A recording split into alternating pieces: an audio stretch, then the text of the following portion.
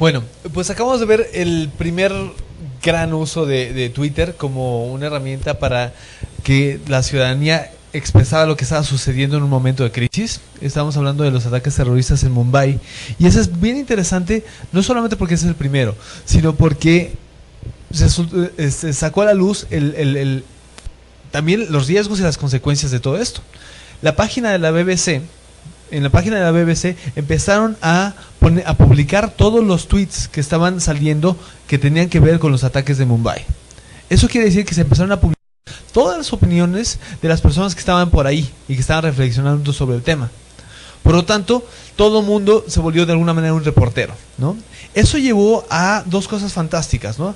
La primera es que había información de primera mano de un momento en tiempo real. Entonces, si había gente herida, se estaba tuiteando, hay gente herida. Si había ataques por cierta parte de un edificio, se estaban justamente tuiteando justamente esos mensajes y en tiempo real se estaba sabiendo.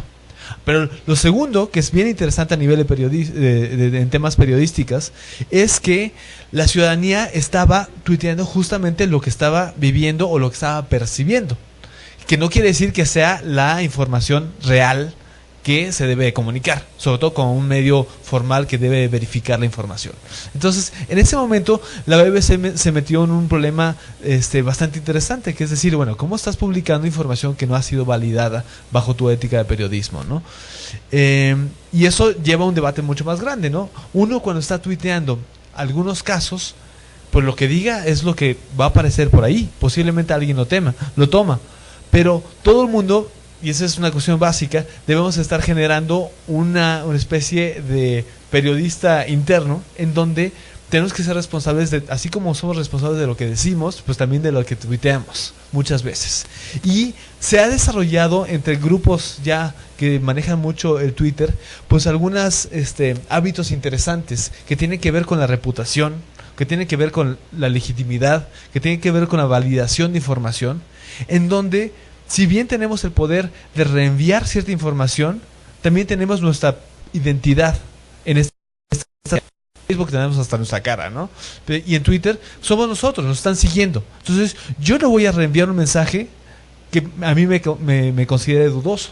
Y así como un mensaje que yo envíe, que puede ser muy útil o que puede influenciar a los demás, también me puede perjudicar a mí como persona, o puedo estar mal informando. Entonces, este rol nuevo, que tiene que ver con este empoderamiento ciudadano, que todos podemos ser periodistas o líderes de opinión, nos está dando también el balance de decir, bueno, ¿qué tenemos que considerar nosotros al asumir ese tipo de roles? ¿Okay? Y después el segundo tema que... Sí, por favor. Sí.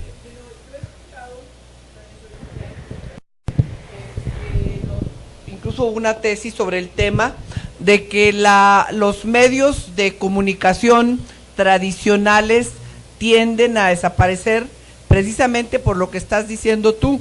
En la actualidad, hasta lo que dice el presidente de la República, lo que tuitea, sale en la televisión. Entonces, ¿qué va a pasar? O sea, si lo que estás diciendo sí tiende a desaparecer el medio de comunicación tradicional, porque además también oímos la radio, vemos el periódico y la televisión en la computadora. Ya sabemos que hay personas que no tienen la posibilidad de acceder a lo mejor a la computadora, pero casi todo el mundo puede acceder al teléfono. Entonces, no sé, ¿cuál sería tu pensamiento? Y por otra parte, hablaste del Facebook, del Twitter y del blog. Yo también había escuchado que el blog ya estaba un poquito pasado de moda. Sobre resultados, tú nos podrás decir qué es mejor y cómo está la situación del blog en la actualidad. Bueno, yo voy a evitar el comentario sobre el futuro y la muerte de los medios tradicionales. Lo voy a evitar. Pero me voy a basar en algunas tendencias que son bastante claras, ¿no? Lo que sí es que los medios tradicionales se están modificando.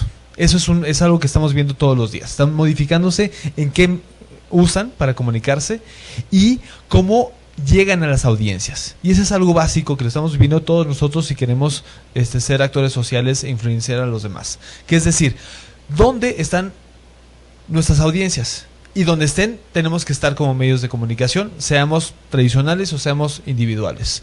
Entonces, si hay personas en Twitter, los medios se están moviendo a Twitter. Si hay personas que están moviéndose a blogs, pues se van a mover a blogs, ¿no?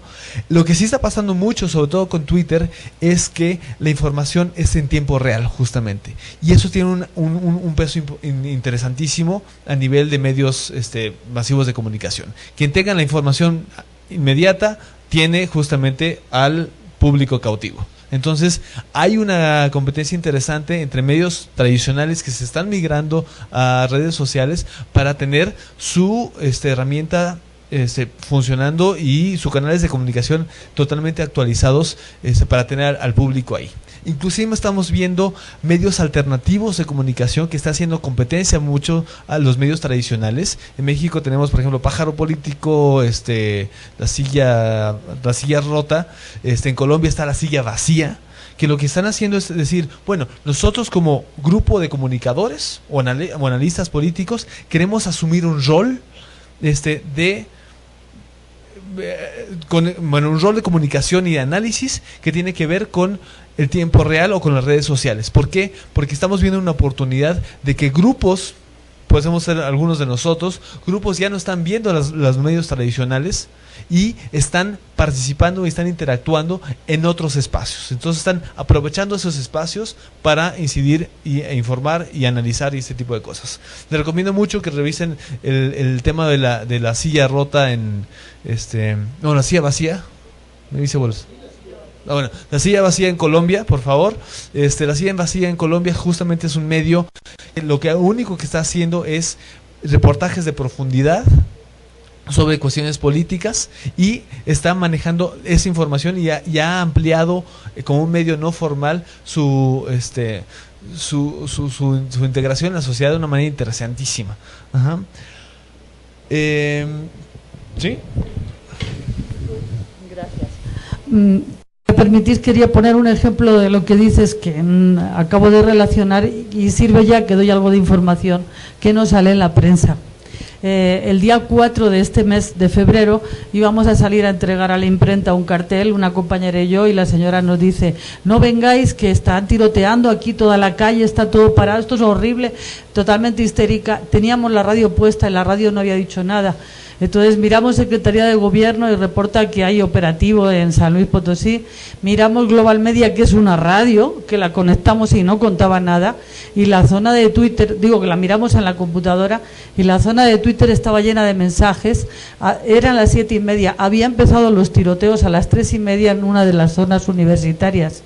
Había atravesado todas las calles principales de San Luis, los puentes, y no teníamos la tele puesta, pero la radio no decía nada, y sin embargo ya estuvimos siguiendo hasta que dijeron ya ha cesado, ya han retirado los coches que estaban baleados. Fueron 4 horas y media de tiroteos en todo el centro de la ciudad de San Luis Potosí.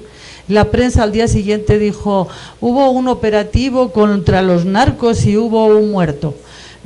Otras fuentes directas, como es tan pequeña la ciudad, dijeron que había habido al menos 15 muertos que habían visto los que los habían levantado y centenares de heridos. Entonces, por Twitter, sí, o sea, por esta vía nos enteramos y la prensa nos lo niega, y seguro aquí no teníais ni idea de eso.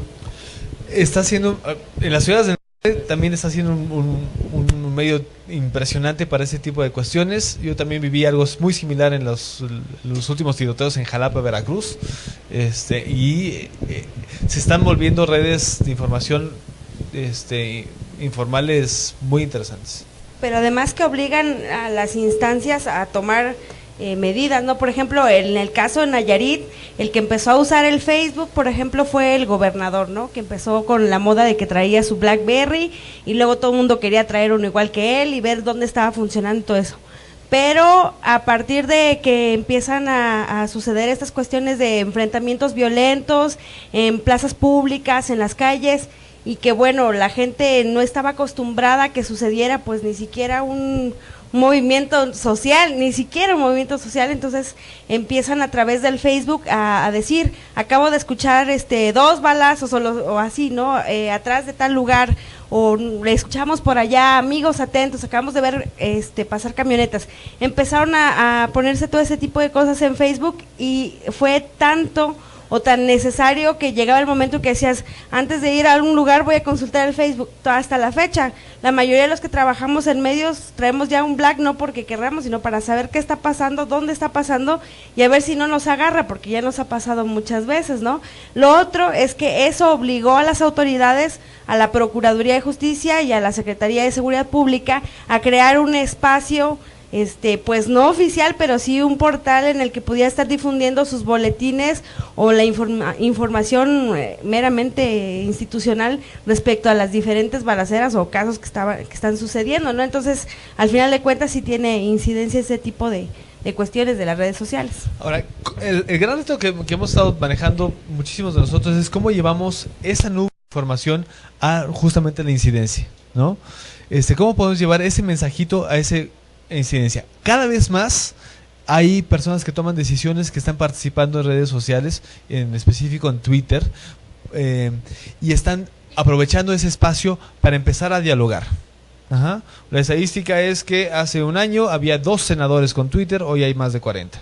Ajá, y están ahí. Muchos de ellos luego salen corriendo porque no aguantan los debates, pero otros están ahí y muchos de ellos lo están inclusive capitalizando porque les conviene tener diálogos con la ciudadanía. Ajá. Y dependiendo de cómo sea su diálogo, posiblemente hasta ganen adeptos, ¿no? Por favor. Tomando 2 cositas, primero lo que hablabas de la identidad y de la responsabilidad de la información que ponemos en Twitter, y también haría énfasis en Facebook, y lo que acabas de decir de que cada vez hay más tomadores de decisiones consultando estas 2 redes sociales. Pasa también que las tomas de decisiones se basan en esa información, a veces de manera positiva y a veces de manera negativa. En Cancún, la mayoría en el área de recursos humanos de los hoteles, antes de contratar al personal, consultan su Facebook y su Twitter, y aquí habla un poco de la responsabilidad de la información que tú pones, y eso puede ser decisivo para que si ocupas el puesto o no ocupas el puesto. O sea, también hay que ver lo que mencionábamos en la mañana, depende mucho de la persona que se encuentre, que tome esta decisión.